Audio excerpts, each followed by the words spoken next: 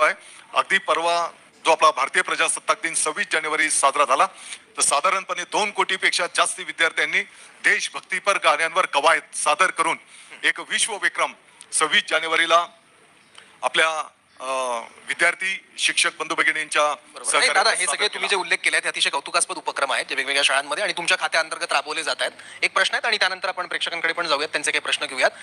मुंबई आणि पुण्यासोबत नाशिकचं नाव घेतलं जातं, पण मुंबई आणि पुणे या दोन्ही शहरांमधला शिक्षणाचा दर्जा आपण बघितला तर नाशिकसाठी एका वेगळ्या शैक्षणिक धोरणाची गरज आहे असं तुम्हाला वाटतं का?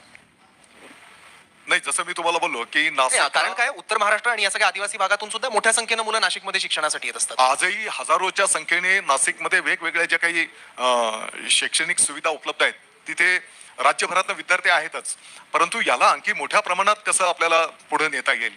अनेक नामांकित संस्था पण आपल्या नाशिकमध्ये आहेत, त्यांना कसं पाठबळ देता येईल. एक क्लस्टर पण पाठीमागे आम्ही डिफाईन केला होता आणि त्या भागामध्ये शैक्षणिक कॉमन फॅसिलिटी देऊन एक मोठा हब निर्माण कसा करता येईल या संदर्भामध्ये आम्ही सर्व नाशिककर विचार करतो आहोत. दादा, आपले काही प्रेक्षक आहेत, यामध्ये पत्रकारितेचे काही विद्यार्थी सुद्धा आहेत. त्यांना नेमके काय प्रश्न तुम्हाला विचारायचे ते बघूयात, आपण त्यांचे प्रश्न जाणून घेऊयात. हॅलो सर, माझं नाव ओंकार आहे. माझं क्वेश्चन आहे, मी आत्ता 6 महिन्यांपूर्वी एक ग्रामीण भागात थोडंसं फिरलो, काही शाळांना व्हिजिट केली, तर तिथे मला असं जाणवलं की शाळेमध्ये डिजिटल इक्विपमेंट आलेत, डिजिटल बोर्ड आलेत, स्मार्ट TV आलेत, वगैरे फॅसिलिटीज अवेलेबल झाल्या आहेत, पण तिथल्या फॅकल्टी किंवा जे टीचर्स आहेत ते स्वतः तेवढे एज्युकेटेड नाही किंवा त्यांना त्याच्याबद्दल तेवढं अपडेट झालेले नाही आहे. त्याच्यामुळे त्यात की ते स्टुडंटला शिकवू शकतील त्या गोष्टी, तर त्यासाठी आपण काय आता पुढे प्रोग्राम करू शकतो का? आपण जर पर्टिक्युलर शाळेचं नाव सांगितलं तर निश्चितपणे तिथे आम्ही ती दुरुस्ती करू. असंही आम्ही विभागाच्या वतीने सर्व शिक्षकांना वेळोवेळी प्रशिक्षण दिलं जात आहे. कुठे राहिलं असेल तर निश्चितपणे त्याचा आम्ही पाठपुरावा करू. आणि मला हे पण सांगायचं आहे की आता नवीन जी शिक्षक भरती केली जाते आहे ती पवित्र पोर्टलद्वारे केली जाते आहे आणि म्हणून क्वालिटी शिक्षक आता सर्वदूर महाराष्ट्रव्यापी उपलब्ध होत आहेत. त्याच्यासोबतच कला, क्रीडा या पण विषयांना प्राधान्य देत आपण शिक्षक भरती त्या ठिकाणी करतो आहोत. सर तेच म्हणजे काही लोकेशन्स मी नावं सांगू इच्छितो. तर पेठ साईड जाताना, पेठ रोड साईड जाताना किंवा सुरगाण्यामध्ये काही दुर्गम भागातील गाव आहे की जिथे हा सगळा प्रॉब्लेम मला जाणवला, तर तो प्लीज त्याच्यावर काही नाही, ऑप्शन निश्चितपणे त्याचं नोंद घेऊ. तिथल्या शिक्षक बांधवांना आम्ही त्याचं प्रशिक्षण देऊ. आज सुद्धा एका संस्थेच्या माध्यमातून साधारणपणे 500 शाळांना ई सुविधा CSR फंड्स मधनं देण्याचा कार्यक्रम नाशिकमध्ये संपन्न झाला.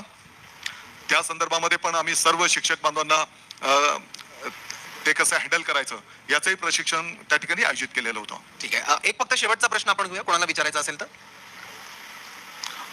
सर नमस्कार, मी ऋत्विक करो. माझा प्रश्न आहे की मराठी शाळा वाचवण्यासाठी सरकारकडे काही विशेष धोरणं आहेत का, आणि जर आहेत तर मग ती धोरणे कोणती आहेत? मी या प्रश्नाचं उत्तर सारांश मध्ये दिलंय की दुसऱ्याकडे बोट दाखवण्यापेक्षा, त्याची रेष कमी करण्याच्या पेक्षा आपली रेष कशी मोठी करता येईल त्या संदर्भामध्ये एक क्वालिटी एज्युकेशन कसं देता येईल, पालकांचा विश्वास कशा पद्धतीने आम्ही संपादन करू शकू, आणि म्हणून अशा लहान लहान गोष्टींची मालिका आम्ही तयार केलेली आहे.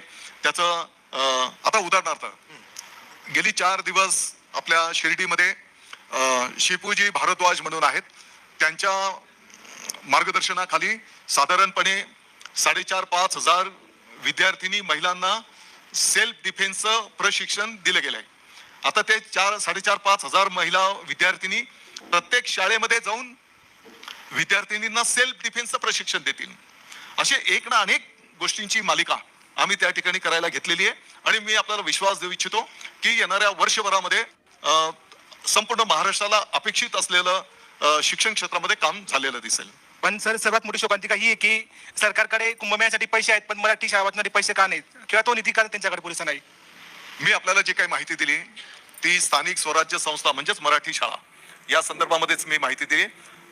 बऱ्याचदा आपण पाहतो की पालकांच्या मनामध्ये एक असे विचार असतात की कदाचित त्यांच्या काळात त्याची आर्थिक परिस्थिती नव्हती, त्याच्यामुळे त्यांना खूप मोठ्या शाळेमध्ये शिक्षण घेता आलं नाही.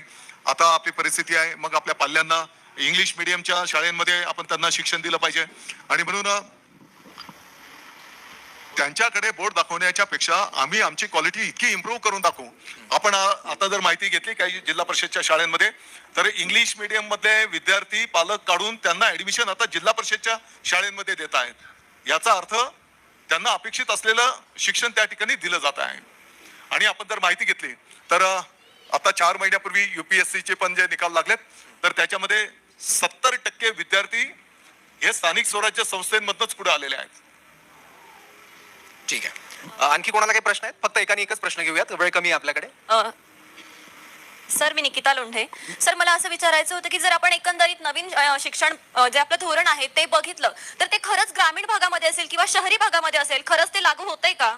आणि आपण ग्रामीण भागात, जसं आम्ही MSW चे विद्यार्थी आहे, आमचे सर्वे चालूच असतात ग्रामीण भागात, विशेषतः आदिवासी भागांमध्ये. मग खरंच ते तिथे लागू होतंय का? आणि जर ते होत नसेल तर त्याच्यासाठी आपण विशेष अशी काय प्रक्रिया करू शकतो? निश्चितपणे राष्ट्रीय शैक्षणिक धोरण 2020 NEP 2020 यामध्ये अनेक चांगले सूचना केंद्र शासनाच्या वतीने प्रत्येक राज्याला करण्यात आलेल्या आहेत आणि म्हणून काही गोष्टी त्यांनी राज्यांवर पण सोपवलेल्या आहेत. त्याच्यातलं जे जे चांगलं करता येईल ते आपलं राज्य त्या ठिकाणी करायला घेत आहे आणि मला वाटतं की त्याची मोठी यादी आहे. त्या सर्व गोष्टींचा सारांश हाच आहे की एक चांगले सकारात्मक बदल आपल्याला संपूर्ण दूरगामी झालेले दिसतील. मला या गोष्टीची स्पष्टपणे जाणीव आहे की, आणि मी सभागृहामध्ये पण बोललेलो आहे की हा विभाग असा आहे की साक्षात ब्रह्मदेव जरी आले तरी 100% सगळ्यांचं समाधान होऊ शकणार नाही, परंतु एक खारीचा वाटा आपण प्रत्येक जणाने जर जबाबदारी घेतली तर मला वाटतं की निश्चितपणे आपल्या राज्याला अपेक्षित असलेलं कार्य संपन्न होऊ शकेल. नमस्कार सर. तर ग्रॅज्युएशन झाल्यानंतर मुलांना रोजगाराच्या किती संधी उपलब्ध होतील जास्तीत जास्त पद्धतीने नाशिकच्या विकासात? नाही, म्हणूनच मी आपल्या माहिती करता जे सांगितलं की साधारणपणे त्या विद्यार्थ्याला कशामध्ये आवड आहे, येणाऱ्या काळामध्ये 8वीच्या पुढचे जे विद्यार्थी असतील त्यांचे कलागुण काय आहेत, त्याला कशामध्ये आवड आहे, त्याच्या पालकांना विश्वासात घेऊन, जसं मी सांगितलं की भविष्याचा तो नागरिक घडत असताना तो स्वतःच्या पायावर पण उभा राहू शकला पाहिजे आणि म्हणून त्याला आवड असलेल्या क्षेत्रामध्ये प्रोत्साहन कसं देता येईल हे पण आपण नवीन कार्यपद्धतीमध्ये त्याचा समावेश करतो आहोत. पालकांच्या डोक्यामध्ये CBSE पॅटर्न, इंग्लिश मीडियम ह्या ज्या बाबी आहेत तर त्या दृष्टिकोनातून आपण CBSE पॅटर्नच्या चांगल्या गोष्टींचा स्वीकार पण केलेला आहे. आपण जर बघितलं असेल तर पहिलीचा अभ्यासक्रम त्या ठिकाणी त्या चांगल्या गोष्टी घेऊन कार्यान्वित करण्यात आलेला आहे.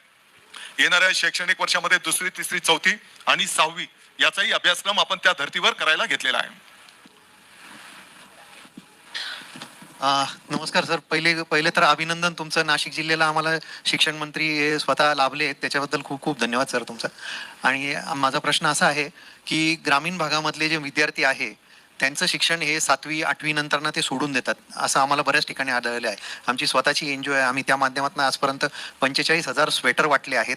जे आपण माझी एक विनंती आहे की शिक्षणाच्या धोरणामध्ये ग्रामीण भागातल्या विद्यार्थ्यांसाठी आपण स्वेटर डिस्ट्रीब्यूट करावे आणि मुलींसाठी शिक्षणाला जाण्यासाठी सायकल्स डिस्ट्रीब्यूट कराव्या, ही एक विनंती आहे सर. मला वाटतं की सायकलिंगच्या संदर्भामध्ये ऑलरेडी मी आपल्याला या ठिकाणी माहिती दिलेली आहे. येणाऱ्या काळामध्ये ज्या पद्धतीने विद्यार्थ्यांना स्थानिक स्वराज्य संस्थांमधल्या आपण पुस्तकं उपलब्ध करून देतो, त्यांना भोजनाची व्यवस्था करतो, त्याच धर्तीवर आता स्कूल बॅग ते पण देण्याचा निर्णय विभागाने केलेला आहे.